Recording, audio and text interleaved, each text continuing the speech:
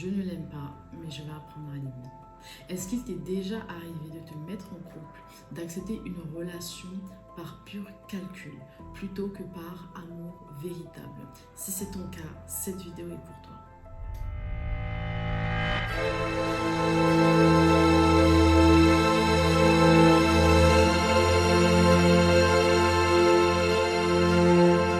Bonjour, je suis Émilie B, Love and Life Coach, et aujourd'hui j'aimerais parler d'un dilemme que beaucoup de femmes vivent secrètement. Elles n'aiment pas, mais elles se disent qu'elles vont apprendre à aimer. Je vais t'expliquer pourquoi est-ce que ça peut te coûter très cher. Il y a beaucoup de femmes qui ont des propositions de fiançailles, qui ont des propositions de mariage, qui se mettent dans des relations, qui se mettent en couple, qui s'engagent alors qu'elles n'aiment pas la personne en face, alors qu'elles ne sont pas amoureuses de la personne en face. Et elles acceptent ces relations pour des raisons purement rationnelles. Alors, est-ce que c'est judicieux d'agir de la sorte? Je dirais oui et non. Oui, c'est judicieux d'une certaine manière parce qu'une relation saine doit reposer sur des bases solides. Elle ne doit pas seulement reposer sur de l'amour et de l'eau fraîche. Il faut qu'il y ait des principes communs. Il faut qu'il y ait des valeurs communes. Il faut qu'il y ait une vision commune. Ça, c'est indiscutable. Et oui aussi parce que l'amour qui fait tenir un couple, ce n'est pas un simple coup de foudre. C'est pas simplement une attirance charnelle qui va nourrir la relation, qui va consolider la relation, qui va solidifier la relation et qui va donner à cette relation d'être fructueuse. Il y a aussi plusieurs paramètres qui doivent permettre à ce couple-là d'être nourri constamment, de grandir constamment, de se solidifier, de se stabiliser. Mais je dirais non, il n'est pas judicieux de s'engager pour des raisons purement rationnelles, comme il a de l'argent, il est stable, il me respecte, il est spirituel, il a une bonne position dans la société, etc. Tous ces arguments sont respectables, tous ces arguments sont compréhensibles et ils prouvent quelque part que tu as de l'amour propre, ils prouvent quelque part que tu te respectes, ils prouvent quelque part que tu es une personne digne et tu souhaites avoir une connexion qui est à la hauteur de tes principes, à la hauteur de tes valeurs, à la hauteur de ton mode de vie.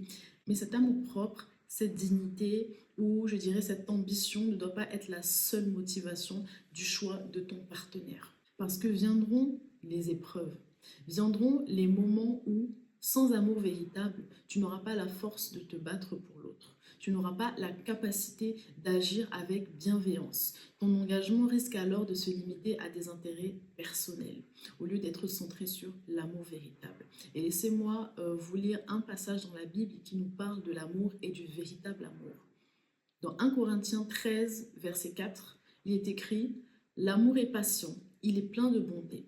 L'amour n'est pas envieux, l'amour ne se vante pas, il ne s'enfle pas d'orgueil, il ne fait rien d'inconvenant, il ne cherche pas son intérêt, il ne s'irrite pas, il ne soupçonne pas le mal, il ne se réjouit pas de l'injustice, mais il se réjouit de la vérité. Il se réjouit de la vérité.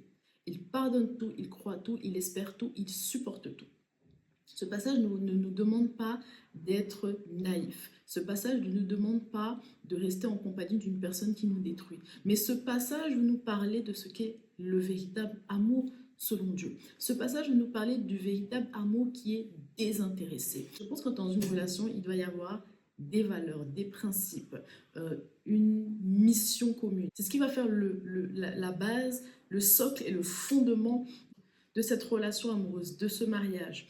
Lorsqu'il y aura des tempêtes, lorsqu'il y aura des difficultés émotionnelles, c'est ce socle, c'est ce fondement, c'est cette base qui va permettre au couple de résister au vent, de résister à la tempête. Oui, mais un couple, avant tout, ce sont deux personnes qui s'aiment.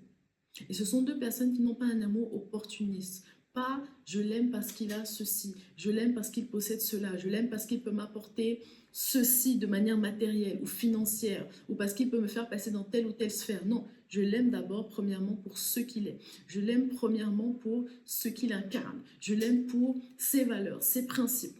Et c'est ce qui fait toute la différence dans une relation authentique et sincère. Alors si tu te retrouves dans ce cas de figure, si tu veux briser les fausses croyances qui te guident encore dans tes relations amoureuses et qui t'amènent toujours à la souffrance, qui t'amènent toujours à la déception, qui t'amènent toujours à la ruine, Si tu veux apprendre à te relever, si tu veux te reconstruire, si tu veux te révéler après des relations toxiques, après des relations qui n'ont pas été authentiques, après une vie amoureuse, après des relations qui sont parties d'échec en échec, inscris-toi à ma masterclass. Il est temps de te relever.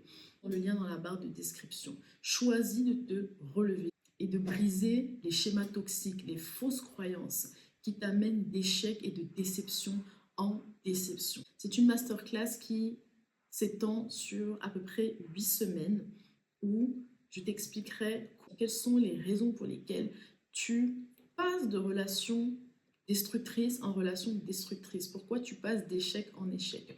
Qu'est-ce qu'il y a en toi qui te pousse toujours à faire les mauvais choix? Comment te relever, comment guérir, comment connaître ton identité, comment connaître ta mission, afin de pouvoir être une personne alignée, afin de pouvoir être une personne qui fait les bons choix et qui marche dans sa mission de vie. Femme, si seulement tu prenais conscience de ta valeur, tu comprendrais que tu mérites d'aimer et d'être aimée en plus de tous les critères que tu recherches chez un homme.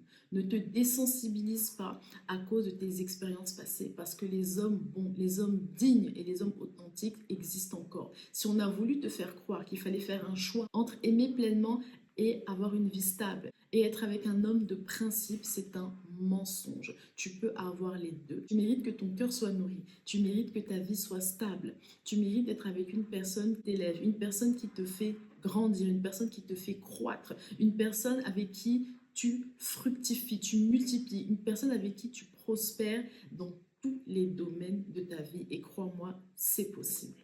Alors je t'invite à liker, à commenter et à t'abonner à ma chaîne. Partage également cette vidéo à une personne qui est dans cette situation, une personne qui est prise au piège, une personne qui a besoin d'entendre ce message pour pouvoir être libérée. Alors je n'ai plus qu'à te dire à très vite.